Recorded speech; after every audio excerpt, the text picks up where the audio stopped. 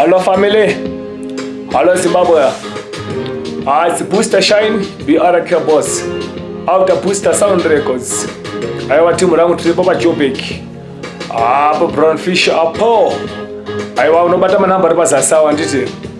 Vanogadzirwa ma new riddim 2025 zimdancehall riddim, gospel riddim. Vanogadzirwa ma hardcore, conscious, mapiano. Aiwa munotibata timu rangu.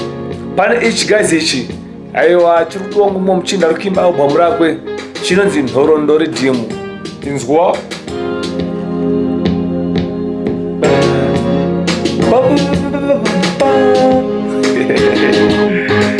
come on.